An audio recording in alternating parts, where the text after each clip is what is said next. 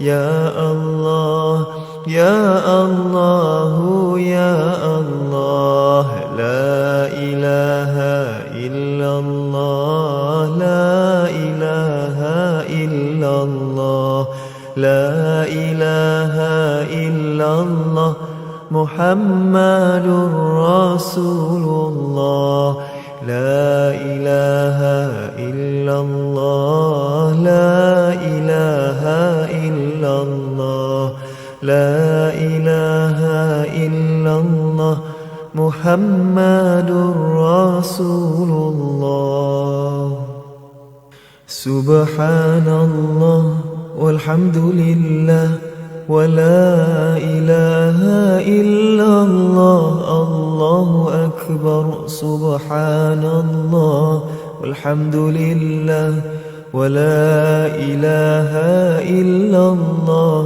والله أكبر سبحان الله والحمد لله ولا إله إلا الله الله أكبر سبحان الله والحمد لله ولا إله إلا الله الله أكبر سبحان الله والحمد لله ولا إله إلا الله الله أكبر سبحان الله والحمد لله ولا إله إلا الله الله أكبر سبحان الله والحمد لله ولا إله إلا الله الله أكبر سبحان الله والحمد لله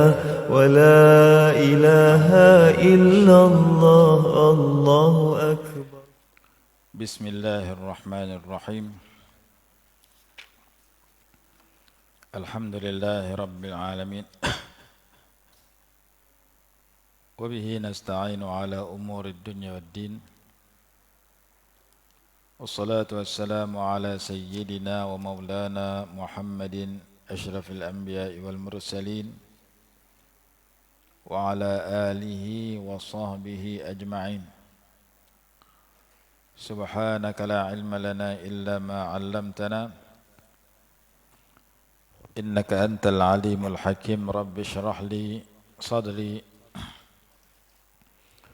ويسر لي أمري واحلل عقدة من لساني يفقه قولي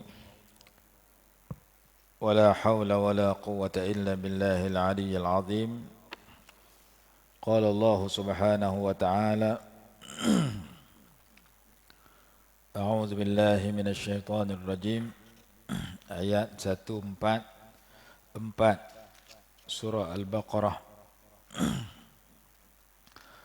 قد نرى تقلب وجهك في السماء فلنولينك قبلة ترضاها. Sesungguhnya kami melihat engkau mengangkat mukamu, engkau menghadap mukamu ke arah langit. Nabi SAW mendongak ke langit. Langut naik atas langit, langut naik tengok langit. Kerana langit ini tempat turunnya wahyu dan langit ini tempat mustajabnya doa. Kiblat kita dalam sembahyang adalah Kaabah, kiblat kita dalam berdoa adalah langit. As-sama qiblatud du'a.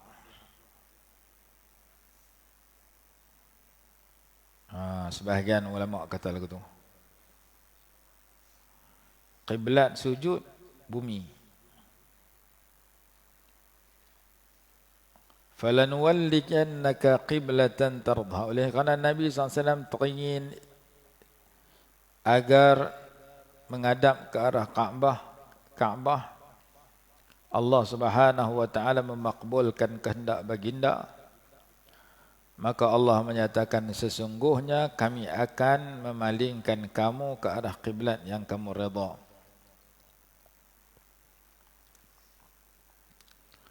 Fawalli wajhaka syatral masjidil haram, maka palingkanlah mukamu, yakni dirimu, ke arah Masjidil Haram.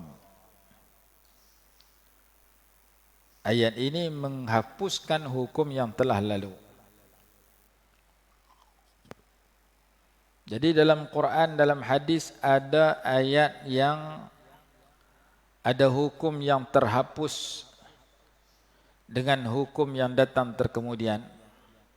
Ada amalan yang terhapus disebabkan ada ayat-ayat tertentu ataupun hadis tertentu yang datang menghapuskan hukum yang telah lalu. Jadi bab penghapusan hukum itu sudah dijelaskan oleh Allah dalam surah Al-Baqarah ayat 106. Muka surat 17, belah kanan atas sekali. Ma nansakh min ayatin aw nunsiha na'ti bi khairin minha aw misliha. Kami tidak menasahkan, yakni membatalkan ataupun menghukumkan, membatalkan atau menghapuskan amalan pada satu ayat. Kami tidak membatalkan pada satu ayat Quran atau menangguhkannya, melainkan kami pasti mendatangkan yang lebih baik daripadanya atau seumpamanya. Alam ta'lam anna Allah ala kulli syai'in qadir. Apakah kamu tidak tahu bahwasanya Allah Maha berkuasa atas setiap sesuatu. Jadi dalam Quran ada ayat-ayat sedemikian, dalam hadis pun sama. Sebab itu bila ada orang kata saya nak ikut Quran sunnah, saya nak ikut Quran hadis, hadis pula saya nak ikut hadis sahih saja, hadis dhaif tak mau pakai. Kenyataan itu nampak bagus, nampak baik, tetapi bukan semua hadis sahih itu dipakai. Kenapa tak pakai semua? Kerana ada hadis sahih yang berlaku kepadanya mansukh. Yang tahu siapa? Hanya ulama. Kita tak tahu. Contoh dalam Sahih Bukhari sendiri. Dalam Sahih Bukhari ada hadis sahih yang berbunyi idza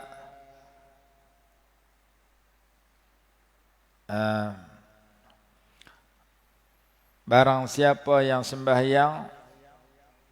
Jadi di hadis itu berbunyi innama ju'ilal imamu liyutamma bih. Hanya saja imam itu dijadikan imam untuk diikuti.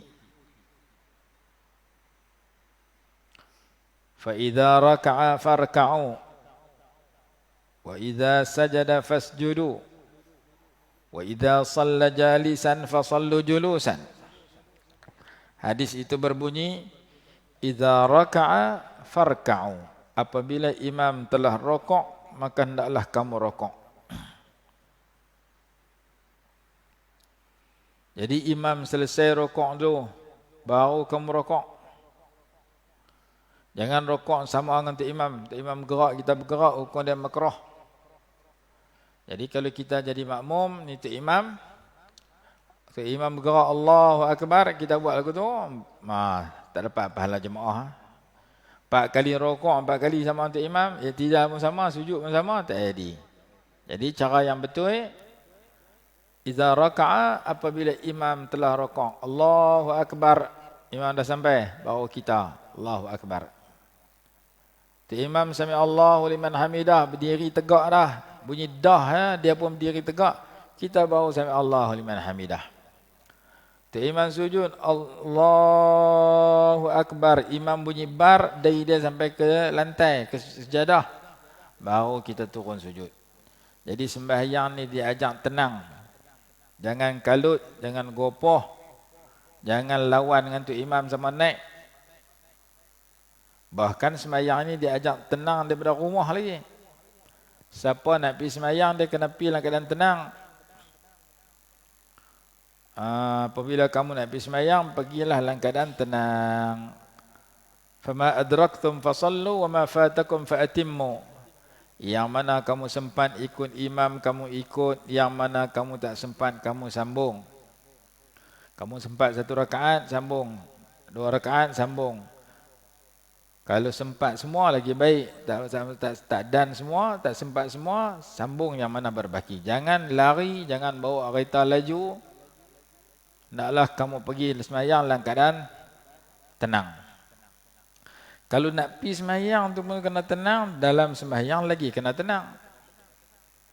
Maka di antara tanda orang sembahyang yang tenang, dia baca tak kalut sampai hilang tajwid. Dan dia bergerak dalam keadaan tidak serentak dengan imam, tidak mendahului imam. Kena bagi imam selesai dulu rokok. Kalau dia potong tu imam dan takbiratul ihram, tak sah tu sembahyang. Ataupun serentak dengan tu imam takbiratul ihram. Tu imam baru Allah, dia Allah. Kena bunyi bar dulu baru kita Allahu Akbar. Salam pun sama. Begitu imam bunyi Assalamualaikum warahmatullahi dulu, baru kita Assalamualaikum warahmatullahi. Jangan imam as, kita pun as sama. Dalam kitab fiqh kata, siapa yang serentak dengan tu imam dalam takbiratul ihram dan salam, maka sembahyangnya tidak sah. Dan barang siapa yang sama dengan tu imam dalam rukuk, dalam i'tidal, pergerakannya sama, maka hukum dia makruh. Kurang pahala. 4 kali rokok, 4 kali sama dengan tu imam, maka 4 rokok itu tak dapat pahala jemaah lah, kurang. Dalam kitab Mughnil Muhtaj ada sebut, siapa serentak dengan tu imam, maka hukum dia makruh. Baik, tak mau bagi makruh, ikut hadis. Hadis kata, idza raka'a, apabila ia telah rokok, ia iaitu imam, farka'u, hendaklah kamu rokok. Wa idza sajada fasjudu, apabila imam telah sujud, baru kamu sujud. Imam turun ke bawah, baru kita bergerak untuk sujud.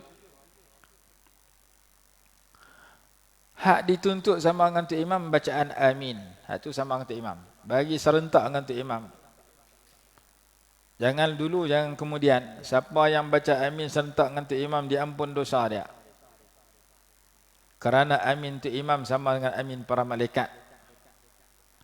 Kita tak dengar suara malaikat, tapi hadis kata malaikat mengaminkan sama dengan tu imam. Siapa amin sama dengan tu imam, ghufira lahu ma taqaddama min dhanbih, Allah ampun dosa dia. Amin bagi sama dengan tu imam. Dan amin bagi dokah. Kalau sembahyang jenis dokah, sembahyang maghrib, sembahyang isya, sembahyang subuh, bacaannya nyaring kuat, maka amin juga kuat. Hak dituntut kuat, kita tak kuat, amin kita pelan-pelan saja. Zikir kita pun tak apa bunyi suara. Hak tak dituntut kita buat pula. Amin dituntut serentak dengan tu imam, dan kalau boleh dalam suara yang kuat. Kita amin pelan ya, tu imam ya dah suara-suara dia. Kita amin tak bunyi suara. Amin pada qunut pun sama dah. Doa qunut, doa qunut nazilah, doa qunut witir bulan Ramadan, doa subuh, qunut subuh. Semua tu dituntut kita menguatkan suara. Jadi kalau waladdallin amin tak mau. Waladdallin amin. Ha tu bagus. Amin ni sama dengan tu imam dan pedakah. Allahumma hdina fi man hadait. Amin. Ha tu bagus. Kita tak payah orang Melayu pelan. Tu Arab melakah. Arab amin bergegar masjid. Melayu amin tak punya apa.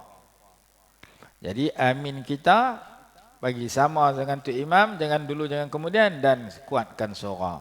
Sama ada amin itu selepas waladhdallin, selepas Fatihah, atau amin itu selepas doa qunut Allahumma hdina fi man hadait, dan amin dalam khutbah Jumaat. Cuma jangan kuat sangatlah.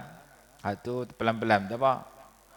Allahumma ighfir lil muslimin wal muslimat amin, wal mu'minin wal mu'minat amin, sampai habis. Jadi kita mengaminkan dalam khutbah Jumaat pun kita amin juga. Sunat kita mengaminkan doa tu imam. Dia tak masuk dalam perkara lara, dia tak masuk dalam perkara menghilangkan pahala Jumaat, seperti mana dakwaan sebahagian dalam klip video mereka. Ada seorang ustaz belah Pulau Pinang, mereka sebar klip video dia, dia kata tak boleh baca amin ketika khutbah Jumaat. pasal dia masuk dalam perkara yang dilarang. Pernyataan itu bercanggah dengan pendapat kebanyakan ulama yang menyatakan sunat baca amin, antaranya Al-Imam Ibn Hajar Al-Haytami rahimahullah di dalam kitabnya. Kitab Fatwa Al-Kubra kalau tak silap ada. Bab mengaminkan doa untuk khatib dalam khutbah Jumaat. Kenapa boleh? Dikiaskan kepada doa qunut. Kalau amin dalam doa qunut tak batal sembahyang, bahkan sunat, maka amin dalam khutbah di luar sembahyang, bukan sembahyang pun. Tak sembahyang pun. Maka amin dalam khutbah Jumaat boleh kerana kita sudah amin dalam qunut, juga boleh disebutkan di dalam kitab Al-Fatawa Al-Fataniyah. Sedemikian. Baik, hadis kata apa? Hadis kata idza raka'a farka'u. Apabila imam telah rakaat, hendaklah kamu rakaat. Wa idza sajada fasjudu. Apabila imam telah sujud, hendaklah kamu sujud. Wa idza shalla jalisan fasallu julusan. Apabila imam sembahyang sambil duduk, hendaklah kamu sembahyang sambil duduk. Ada orang kata saya nak pakai hadis sahih saja, hadis dhaif tak mau pakai. Ini hadis sahih. Tapi apakah semua hadis ni dipakai? Hak ujung tu tak pakai. Hak ujung tu apabila imam sembahyang sambil duduk, hendaklah kamu sembahyang sambil duduk, sudah mansukh. Sudah dihapuskan, dibatalkan amalannya walaupun hadis sahih. Siapa yang kata batal? Ulama yang menghuraikan hadis. Sebab tu kita nak faham hadis kena mengaji ke ulama sebut. Nak faham Quran kena baca mengaji tafsir. Tak boleh kita faham sendiri. Tak boleh kita kata aku nak pegang Quran hadis, aku nak pegang hadis sahih. Hadis sahih ni walaupun sahih tapi sudah dibatalkan amalannya. Kenapa dibatalkan amalannya? Kerana di akhir usia Nabi SAW ketika baginda nak wafat, baginda jadi imam sambil duduk, makmum jadi imam sambil berdiri. Jadi hadis ni mai awal-awal. Kalau tu imam sembahyang sambil duduk, saya sebagai makmum kena duduk juga. Tapi mai hadis yang belakang, tu imam sembahyang sambil duduk, makmum tetap sembahyang sambil berdiri. Kalau tu makmum sembahyang sambil duduk juga tak sah. Kenapa tak sah? Kerana makmum mampu. Tu imam sembahyang sambil duduk kerana dia tak mampu. Mungkin dia duduk daripada awal sampai habis, ataupun dia duduk tengah-tengah. Mayang-mayang darah tak apa elok, penin macam nak jatuh. Akhirnya dia duduk. Baca Fatihah, baca surah sambil duduk. Tadi nak baca panjang, penin musin dibaca pendek. Maka dia duduk seorang-seorang dia tu tak menjadi masalah kerana dia uzur. Kita makmum hak sihat pergi duduk kali dengan dia tak boleh. Begitu juga makmum dia ikut tu imam ni baca panjang sangat, aku tak boleh berdiri ketan. Tu makmum duduk seorang-seorang dia. Bukan dia ajak terheret orang kiri kanan dia duduk kali dengan dia. Dia yang uzur sudah duduk. Hak tak uzur kena berdiri. Jadi ujung hadis itu menyatakan apabila imam sembahyang sambil duduk, makmum hendaklah sembahyang sambil duduk, tidak boleh diamalkan kerana ulama kata sudah dimansukh dan dibatalkan. Dengan hadis sahih yang lain, iaitu Nabi SAW jadi imam di akhir usia baginda dalam keadaan sakit, dalam keadaan duduk, makmum sembahyang sambil berdiri. Maka walaupun kita kata aku nak pegang hadis, tapi ada hadis yang sudah mansukh.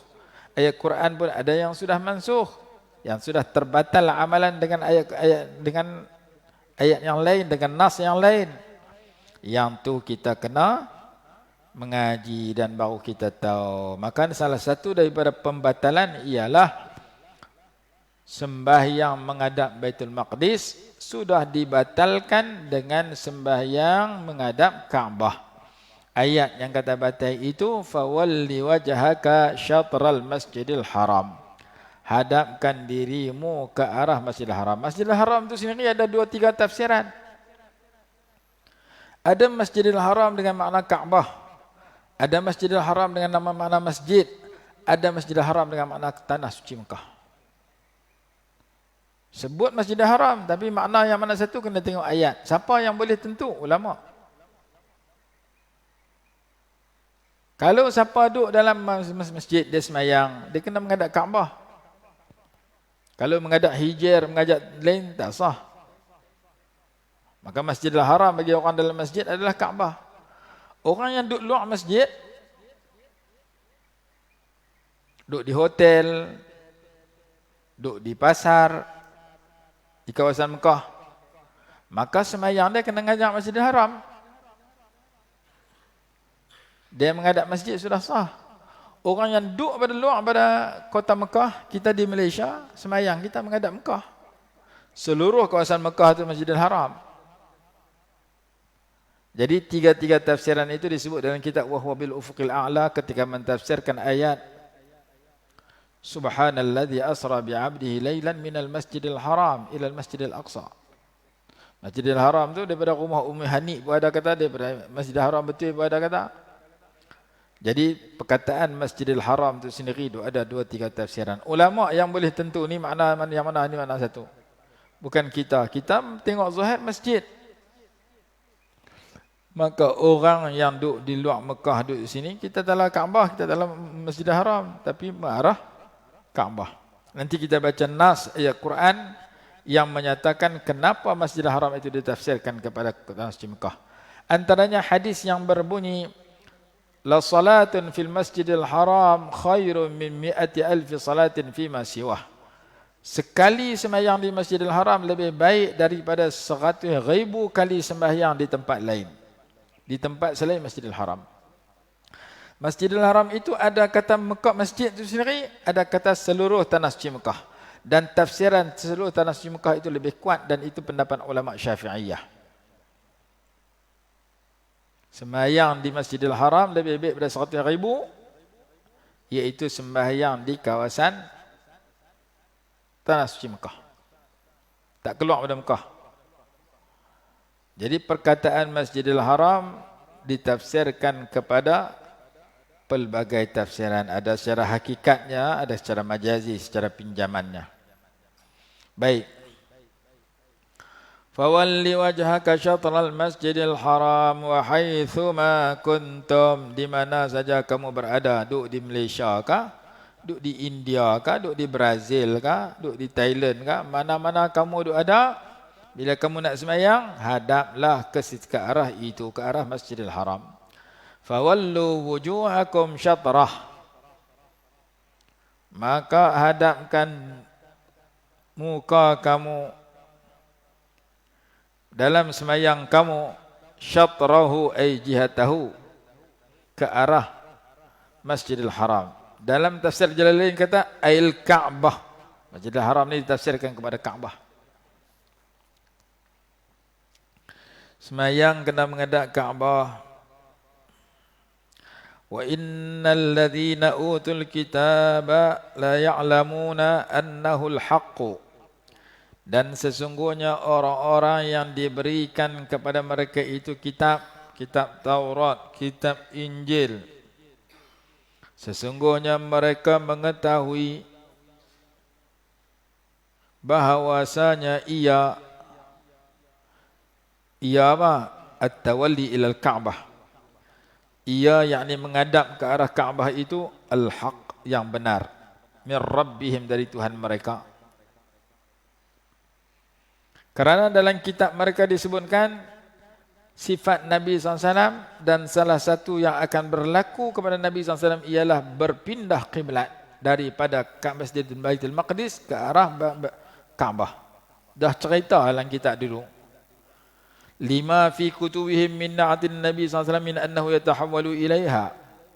Kerana dalam kitab Taurat mereka, dalam kitab Injil mereka ada cerita Nabi SAW sifat dia sekian-sekian, dan sampai satu masa dia akan menghadap Baitul Maqdis dan akan berpindah ke arah Ka'bah.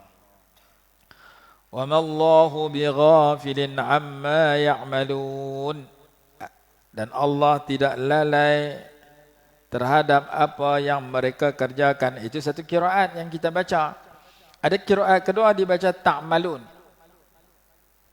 Allah tidak lalai terhadap apa yang kamu kerjakan. Ta'malun, kamu semua lakukan. Ya'malun, mereka semua lakukan.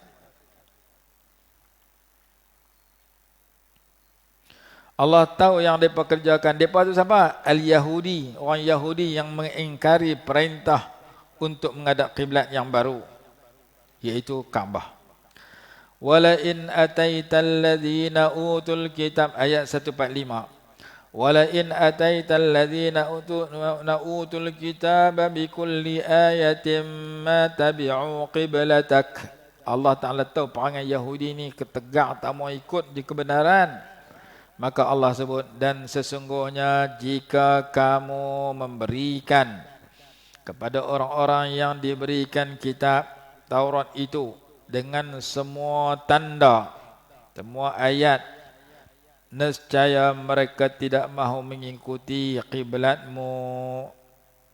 Habaq dah lagu mana pun, orang Yahudi ni nak tolak kebenaran. Perangai mereka, benda betul pun dia tak mau pakai.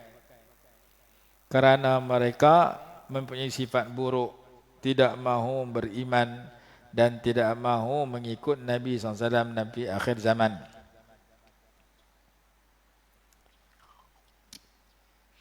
Jadi apa hikmah Allah sebut wa mallahu bighafilin amma ya'malun?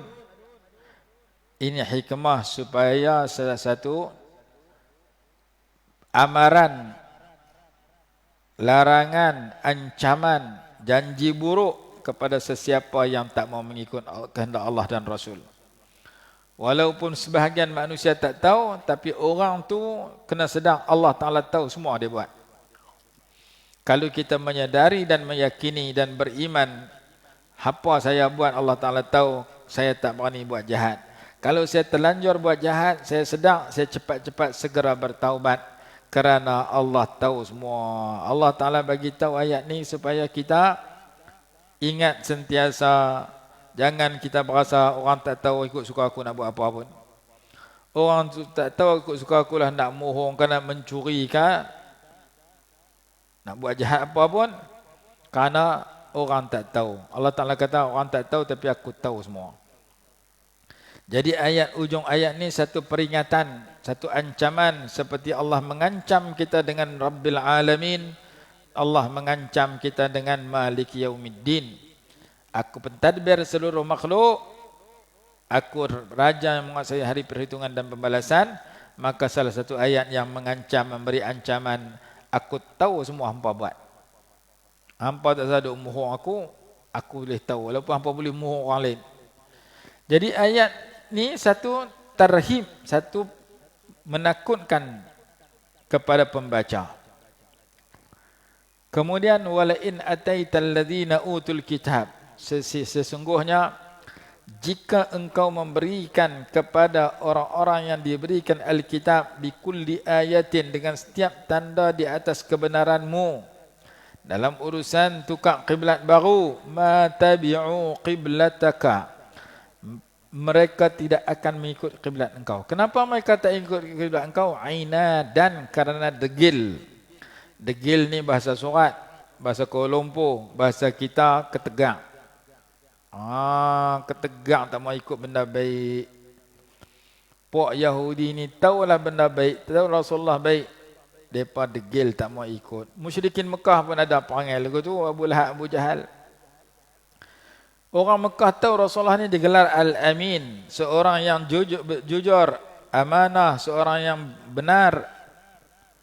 Bila mereka sayang kepentingan dunia mereka, mereka degil dan belagak. Inat, istikbar. Istikbar, belagak. Inat, degil. Sifat belagak dengan degil ini ada kat siapa pun menjahanamkan dirinya, melingkupkan diri dia. Tak kira siapa. Kerana ini sifat yang telah merosakkan Yahudi dulu. Mereka tahu benda itu betul, mereka tak mau pakai, maka mereka itu orang yang degil, orang yang ketegak dalam keburukan, ingin menegakkan benang yang basah, ingin berada dalam keburukan, tak mau terima kebaikan. Bila mereka tak mau ikut kamu, kamu juga tak akan ikut mereka. Wa ma anta bitabi'in qiblatahum. Engkau tidak akan mengikut kiblat mereka lagi. Karena engkau sudah diarahkan untuk bertukar kepada kiblat baru. Orang tak betul tak mau ikut kamu, kamu tak mau ikut, tak akan ikut depa juga. Karena kalau kamu ikut depa, kamu tak betul macam depa juga. Tak sah duk inginlah kepada keislaman mereka. Puak Yahudi ni. Wa ma ba'dhum bitabi'in qiblat ba'din. Dan tidaklah sebahagian mereka mengikut kiblat sebahagian yang lain. Sebahagian mereka yakni Yahudi dengan Nasrani, dua-dua tu ahli kitab. Yahudi ada kiblat sendiri, tak ikut yang Nasrani, Nasrani tak ikut Yahudi. Dua-dua tak betul. Kiblat orang Yahudi ialah Baitul Maqdis, kiblat orang Nasrani adalah tempat terbit matahari. Mereka sembah matahari macam Jepun. Jadi masing-masing tak betul salah. Kiblat kita ialah Kaabah.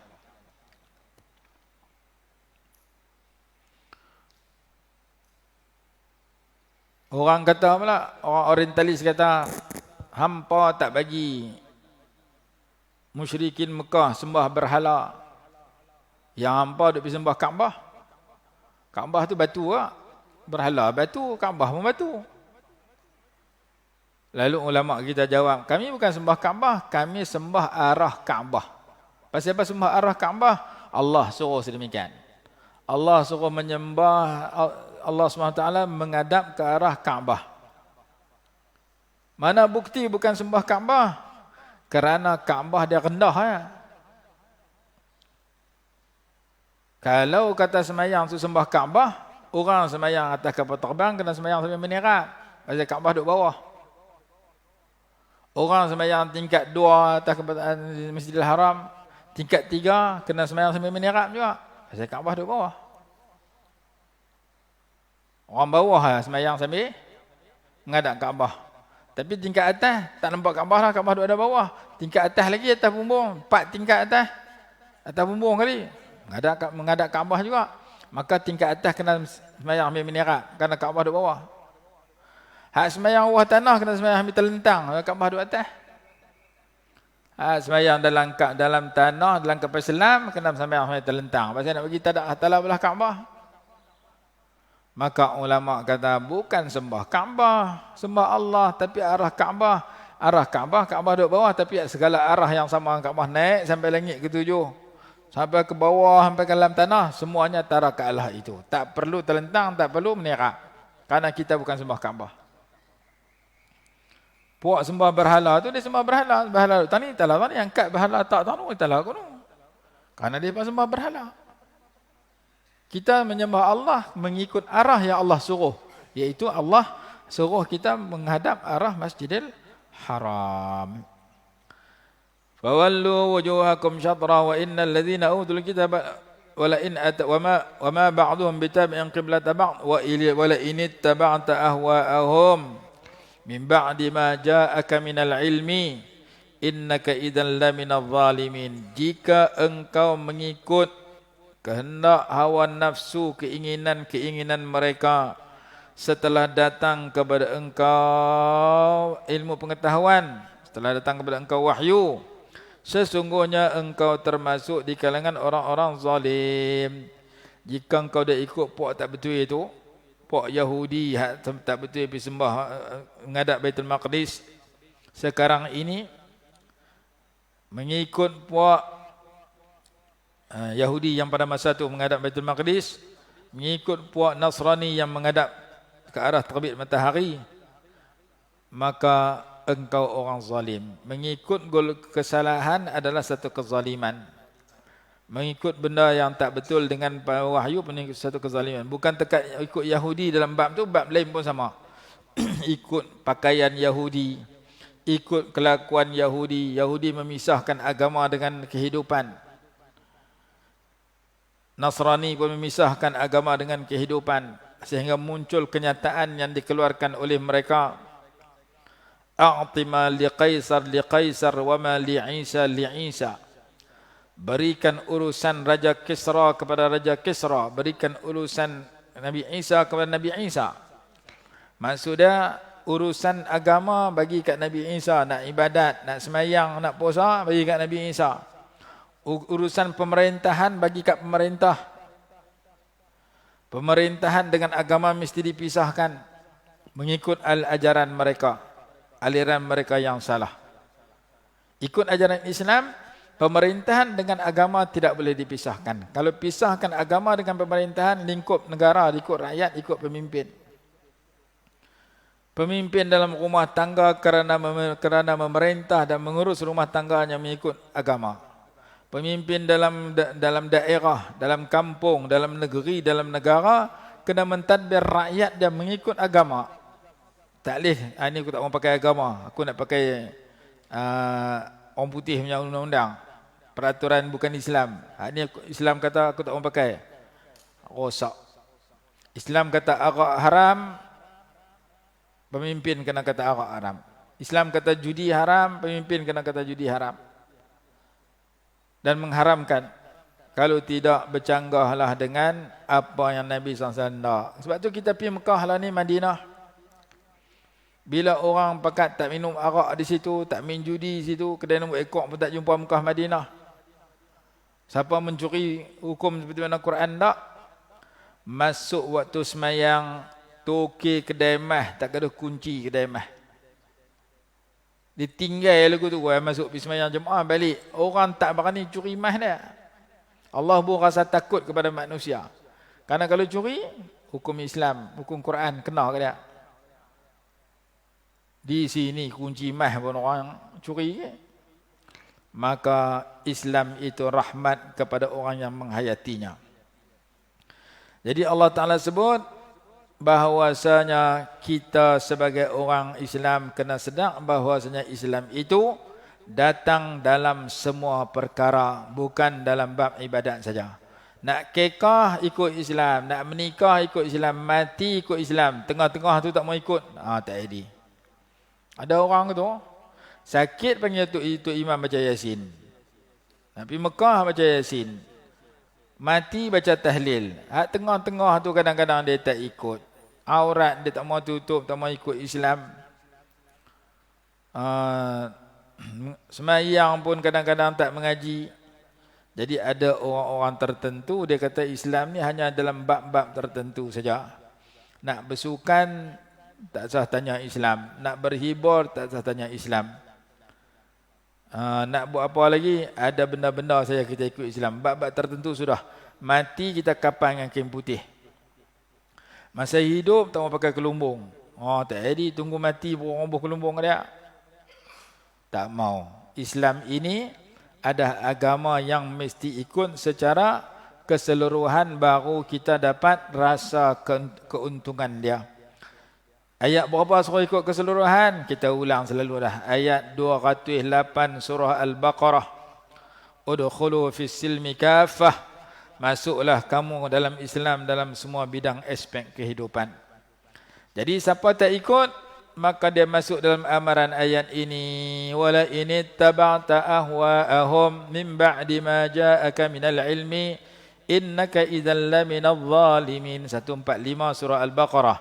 Dan sesungguhnya jika engkau mengikut hawa nafsu mereka setelah datang kepada engkau ilmu, engkau tahu hak ni ilmu ni kata betul, hak ni tak betul, kau duk ikut hak tak betul juga. Sekiranya engkau ikut hawa nafsu yang bercanggah dengan ilmu yang kau belajar, dengan Quran hadis yang didatangkan kepadamu, maka sesungguhnya engkau jadi orang zalim. Kau buat naya kat diri kamu sendiri. Kerana orang yang menolak ajaran Allah, ikut hawa nafsu, dia menempah kerugian. Rugi menega di dunia tak apa, rugi pahala, rugi sangat. Siapa kata rugi? Ayat 85 surah Ali Imran. Wa man yabtaghi ghayra al-islam dinan falan yuqbala minhu wa huwa fil akhirati minal khasirin. Ayat 85 surah Ali Imran, juzuk yang ketiga. Muka surat terakhir pada juzuk ketiga. Juzuk keempat sebelah kiri. Lan tanalul birra hatta tunfiqu mimma tuhibbun. Muka surat terakhir, juzuk ketiga, muka surat 61, baris yang keempat. Ayat 85, surah Ali Imran. Wa man yabtaghi ghairal islami dinan falan yuqbala minhu. Dan barang siapa yang menginginkan mencari cara hidup selain daripada Islam sebagai agama dia, maka tidak akan diterima daripadanya. Wa huwa fil akhirati minal khasirin. Dan di akhirat kelak dia termasuk orang-orang yang rugi. Rugi di akhirat, bukan rugi di dunia. Rugi menega di dunia, boleh menega lain pula. Rugi masuk saham kena 40,000 hilang. Menega kopok lekor dapat duit balik. Rugi di dunia boleh ganti tukar pekerjaan. Rugi buat benang, berhenti buat benang, pergi kerja lain pula. Jadi rugi di dunia boleh usaha cara lain pula. Menega sayur tak untung, menega derian pula. Pergi kerja Pak Gad tak untung, kerja ni pula lah. Kerja cikgu tak beruntung, tak jawatan, kerja lain pula. Jadi rugi di dunia boleh tukar-tukar. Cari yang mana untung. Jual sayur selori baru boleh 300. Jual derian selori boleh 3,000. Tukar jual sayur ada lambat untung jual derian. Jual derian pula dia pandai, dia tengok hak turun nak beli derian dia tu kereta lagu nak. Dia jual derian tepi jalan. Hak turun nak beli derian dia pakai naik kereta Proton. Sekilo apa derian ni? Dia tak tulis. Sekilo apa derian ni? Kilo 15. Lepas tu duduk tak lama, turun nak beli kereta derian dia tu, kereta Porsche. Kilo apa derian ni? Kilo 30 terus. Naik 2 kali ganda. Sebab ni kereta mahal. Tak murah-murah ni rugi kat kawan ni. Pandai buat menega derian, harga lain. Derian sama. Jadi kalau kita menega ni tak untung, tukar ni. Sebahagian orang lah ni jenis travel apa semua dah tak boleh pergi mana. Dia buat macam-macam di pejabat dia. Ada yang tolak balik. Itu masa tak Covid boleh pergi terbang umrah lah, terbang Australia lah mana lah, tak boleh pergi. Airport tak mau berjalan, terbang tak mau berjalan. Jadi dia buat travel pun tak ada apa. Dia tukar pejabat dia jadi kedai makan. Ada juga dia tetap juga travel pejabat dia, tapi dia jual benda lain. Dia jual beg, dia jual buah. Saya baru ni pergi beli buah. Di satu tempat syarikat syarikat travel. Buah pun jual lah. Buah segar daripada ladang. Sebiji RM5. Buah apa tak, temikai susu ke apa. Jadi kita dapati bahawasanya rugi di dunia ni boleh tukar cara. Rugi di akhirat tak boleh patah balik dunia dah. Siapa orang rugi di akhirat? Orang yang tidak mencari Islam sebagai cara hidup dia. Tak menghayati agama Islam dalam kehidupan dia. Yang tolak mengenepikan ajaran Islam dalam bab-bab tertentu ataupun semua ajaran Islam, dia pasti rugi. Maka ayat 208 surah Al-Baqarah untung. Ayat 85 surah Ali Imran mengatakan rugi orang yang tak ikut Islam. Dua ayat ni kita ingat menyebabkan kita mengaji Islam hari-hari. Kita usaha bagi faham Islam hari-hari supaya kita untung dunia akhirat. Dengan kita mengenali Islam dan menghayati Islam dan mengajak seramai mungkin manusia berpegang dengan ajaran Allah Subhanahu wa taala. Kita berhenti tani dulu. Lah ni kuih awal pula subuh. Terbit matahari pun saya tengok 7.10 minit. Tidak 7.20, 7.10 dah. Ni dah masuklah terbit matahari. Saya ada 2 program lagi hari ni. Sekejap ada Dian kuih 9.30 dengan Syekh Faisal. Pagi ni pun ada sikit. Jadi kita berhenti tani dulu. Wallahu a'lam. Bismillahirrahmanirrahim. Alhamdulillahirabbil alamin. Wassalatu wassalamu ala sayyidina Muhammad wa ala alihi wa sahbihi wa sallam. Allahumma anfa'na bima 'allamtana wa 'allimna ma yanfa'una warzuqna 'ilman yanfa'una bi rahmatika ya arhamar rahimin. Rabbana atina fid dunya hasanatan wa fil akhirati hasanatan wa qina 'adzaban nar. Sallallahu ala sayyidina Muhammad wa ala alihi wa sahbihi wa sallam. Alhamdulillahirabbil alamin.